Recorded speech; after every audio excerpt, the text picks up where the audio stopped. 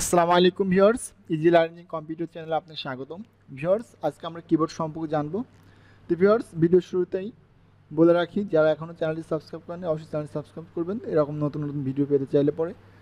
তো viewers, keyboard একটি input device. Keyboard দ্বারা কী করা হয়? কিবোর্ড দ্বারা সাধারণত লেখালেখি করা হয়, কম্পোজ, টাইপিং এগুলো করা হয়ে থাকে। তো ভিউয়ার্স, এই কিবোর্ড সম্পর্কে আমাদেরকে একটু ভালোভাবে জানতে হবে। দেখেন, কিবোর্ডে কিন্তু সর্বনিম্ন 104টা কিওয়ার্ড দেওয়া থাকে এবং সর্বোচ্চ 125টা পর্যন্ত হয়তো আছে দেয়া। তো ভিউয়ার্স, এখন এই যে কিওয়ার্ডগুলো আছে, কোন কিওয়ার্ডকে কী বলা হয় সেটা এখন আমরা জানবো। তো প্রথমত দেখব আমরা এই যে F1 থেকে শুরু করে এই যে F12 পর্যন্ত যেগুলো আছে কিওয়ার্ড, এইগুলোকে বলা হচ্ছে ফাংশন কি। তো ভিউয়ার্স, এই ফাংশন কিগুলো মূলত যখন আমরা কম্পিউটার উইন্ডোজ দিয়ে থাকি সেক্ষেত্রে আমাদের ফাংশন কিগুলো ইউজ করতে হয়। তাছাড়াও কিন্তু ভিউয়ার্স এখানে কিছু শর্টকাট দেওয়া আছে, যেমন মনে করেন যে F5 বাটনটা আপনারা কিবোর্ড কম্পিউটার রিফ্রেশ করার ক্ষেত্রে ইউজ করতে পারবেন।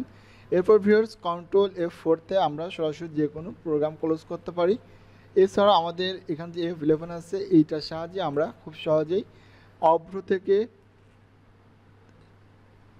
অভ্র কিবোর্ড খুব সহজে কিন্তু আমরা নিয়ে আসতে পারবো F11-এর সাথে। অর্থাৎ F11-এ ক্লিক করলে অভ্র আসবে, আবার F11-এ ক্লিক করলে আবার অভ্র আউট হয়ে যাবে। এছাড়া ভিউয়ার্স বাকি কিওয়ার্ডগুলো কিন্তু প্রত্যেকটি আমাদের উইন্ডোজ সেটআপের সময় প্রয়োজন হয়। এছাড়া ভিউয়ার্স এখন আমরা দেখব, দেখেন এখানে ESC যেটা আছে, এই ESC এর পূর্ণ সংক্ষেপ বলা আছে এসকেপ বাটন। এইটার কাজ হচ্ছে যখন আমরা একাধিক প্রোগ্রাম ওপেন করে কাজ করব তখন এসকেপ বাটনে ক্লিক করলে একটা একটা করে প্রোগ্রাম ক্লোজ হয়ে যাবে। ভিউয়ার্স, এটা আপনারা নিজেরাও প্র্যাকটিস করে দেখতে পারেন। এছাড়াও যখন আমরা কম্পিউটারে কোনো ভিডিও ফুল স্ক্রিন জুড়ে দেখছি, আমি চাচ্ছি যে আমি একটা বাটনের চাপের সাহায্যে আমি আবার এই ভিডিওটা আগের অবস্থায় ছোটো স্ক্রিনে দেখব, সেক্ষেত্রে আপনি স্কেপ বাটনে ক্লিক করলে ভিডিওটি ছোটো স্ক্রিন হয়ে যাবে। আবার যদি আপনি চান যে ভিডিওটা আপনি ফুল স্ক্রিন দেখবেন, সেক্ষেত্রে আপনি স্কেপ বাটন ক্লিক করলে, অর্থাৎ এই বাটনটা ক্লিক করলে পরে আবার আপনার ফুল স্ক্রিনে ভিডিওটা আপনি দেখতে পারবেন। এছাড়া ভিউয়ার্স এখান থেকে এই যে এইভাবে এই যে আমি যেইগুলোর উপরে দাগ দিচ্ছি, এইগুলা সবগুলোকে মিলে বলে কন্ট্রোল প্যানেল, অর্থাৎ এইগুলো দ্বারা কোনো না কোনো কিছু কন্ট্রোল করা হচ্ছে, তাই এই সবগুলো সমন্বয়কে এগুলোকে বলা হচ্ছে কন্ট্রোল প্যানেল। এছাড়া ভিউয়ার্স এখন আমরা উপরে যে এই যে এ লাইন যেগুলো আছে এই পর্যন্ত, এগুলো বলা হচ্ছে নিউমেরিক কিংবা নাম্বার কি। কীগুলো হচ্ছে নিউমেরিক কিংবা নাম্বার কি, অর্থাৎ সংখ্যাবাচক কীগুলোকে নিউমেরিক কিংবা নাম্বার কি বলা হচ্ছে। এছাড়া ভিউয়ার্স এখানে যেগুলো আছে এগুলোকে কিন্তু নিউমেরিক বা নাম্বার কি বলা হয়ে থাকে।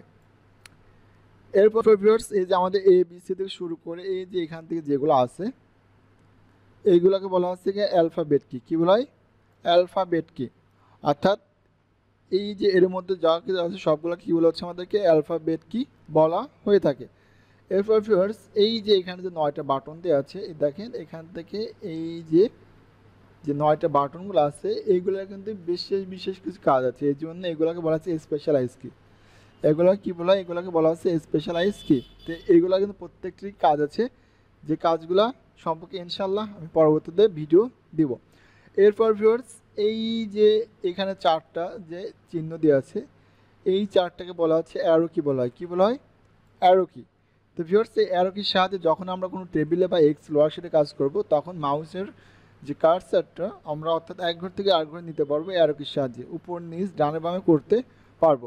এখন যদি ভিউয়ার্স আপনাকে কেউ প্রশ্ন করে যে কিবোর্ডের মধ্যে কন্ট্রোল কি আছে, সেক্ষেত্রে আপনি কি উত্তর দেবেন?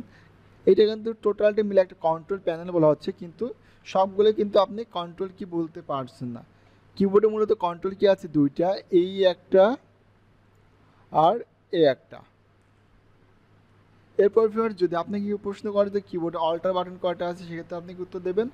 কিবোর্ডে অল্টার বাটন আছে 2টা, তার মধ্যে এই একটা অল্টার বাটন, এই একটা অল্টার বাটন। তাহলে ভিউয়ার্স কিবোর্ডে কন্ট্রোল কি আছে 2টা, অল্টার বাটন আছে 2টা। এরপর ভিউয়ার্স এইটার নাম হচ্ছে উইন্ডোজ বাটন। তো অনেক ক্ষেত্রে অনেক ল্যাপটপে উইন্ডোজ বাটন ডাবল দেওয়া থাকে। এরপরে যে এইটার নাম হচ্ছে ফন্ট বাটন, এই ফন্ট বাটন অনেক ক্ষেত্রে ডাবল দেওয়া থাকতে পারে।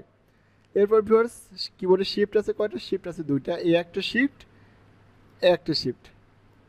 তাহলে কিবোর্ডে শিফট বাটন আছে 2টা। এরপর কিবোর্ডে ইন্টার কি কয়টা আছে? যদি আপনাকে প্রশ্ন করে এন্টার কি আছে কিবোর্ডের দুইটা, এ একটা এন্টার কি, এই একটা এন্টার কি। বোঝা গেছে ভিউয়ার্স? এরপর যদি আপনাকে প্রশ্ন করে যে কিবোর্ড ট্যাব বাটন কয়টা আছে, সেক্ষেত্রে আপনি কি উত্তর দেবেন? কিবোর্ড ট্যাব বাটন আছে একটা, ব্যাক স্পেস আছে একটা, এরপর এইটার নাম আছে ক্যাপস লক। এই ক্যাপস লক কিবোর্ডে কয়টা আছে? ক্যাপস লকে কিবোর্ডে আছে একটা। এরপর ভিউয়ার্স কিবোর্ডে ডিলিট বাটন কয়টা আছে? কিবোর্ড ডিলিট বাটন আছে একটা, এটাকে ডিলিট বাটন বলা হয়।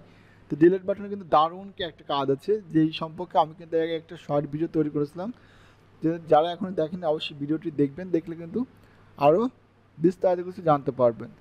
তো ভিউয়ার্স এই হচ্ছে আপনাদের কিবোর্ড পরিচিতি। তো প্রত্যেকটি কিওয়ার্ডের কিন্তু কাজ আছে, যেগুলো আমি ইনশাল্লাহ স্টেপ বাই স্টেপ আপনাদেরকে দেখাবো।